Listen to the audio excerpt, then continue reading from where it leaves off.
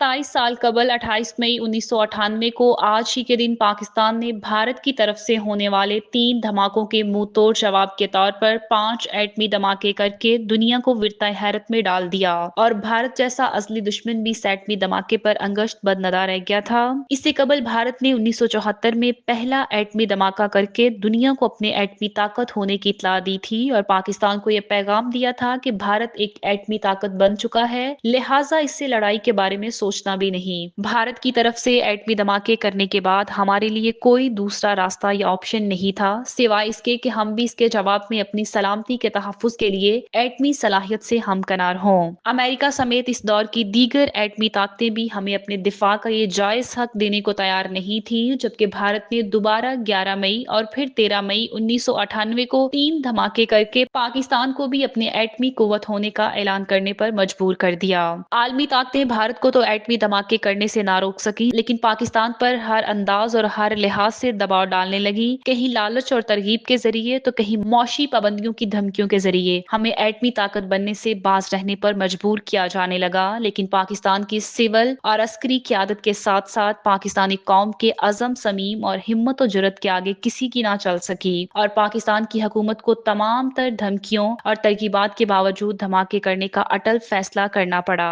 आज से 27 साल पहले 28 मई 1998 को इस वक्त के वजीर आजम पाकिस्तान मियां मोहम्मद नवाज शरीफ की हुकूमत इस सिलसिले में काफी तजब्जुब का शिकार थी और एक लिहाज से ये बहुत मुश्किल फैसला भी था। ताहम कौम की दुआओं और हमारे साइंसदानों के अज़म ने इस मिशन को कामयाबी से हमकिनार किया। नवाए वक्त के एडिटर इन चीफ मजीद नजामी मरहूम के बारे में इस हवाले से एक खबर शाया हुई, जिसमें ये लिखा गया था कि जब नवाज शरीफ ने नजामी साहब मरहूम से एटमी धमाकों के हवाले से सलाह मशवरा किया तो उन्होंने फौरी तौर पर उनकी हुकूमत को ऐसा करने को कहा और ये उनके तारीखी जुमले मीडिया में बहुत मशहूर हुए कि मियाँ साहब एटमी धमाका कर दें वरना कौम आपका धमाका कर देगी, मैं आपका धमाका कर दूंगा। जनाब मजीद नजामी मरहूम ने यह भी कहा कि आप ऐसे मोड़ पर खड़े हैं जहां आपको दोहरी वार्निंग का सामना है। अगर धमाका करते हैं तो मुमकिन है अमेरिका आपका धमाका कर देगा, मगर कौमी और मुल्की सालमियत इस अमर की मुतकाजी है कि आप एटमी धमाका करें। गोया जनाब मजीद नजामी ने नवाए वक्त की तरफ से हाकिम वक्त को बिला खौफ व खतर खड़ी खड़ी सुनाकर कौमी फर्ज अदा किया था।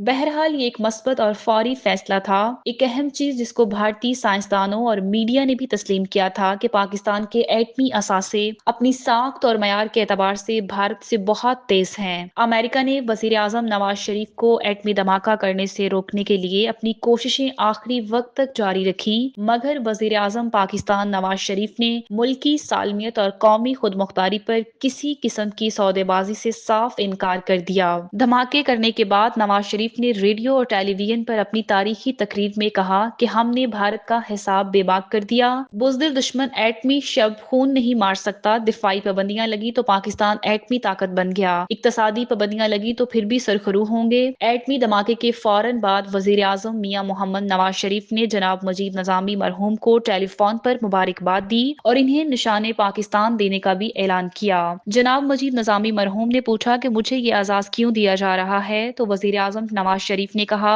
कि एटम बम बनाने पर डॉक्टर अब्दुल कदीर खान को और एटमी धमाका करवाने पर आपको निशाने पाकिस्तान का एजाज दिया जा रहा है। बिलाशुबा जनाब मजीद नजामी ने 70 बरस से बतौर सहाफी और गुज़िश्ता 50 बरस से बतौर बदीर रोजनामा नवाए वक्त बेबाकी जरूरत और साबित कदमी से अहम इशू पर कौम की रहनुमाई की है।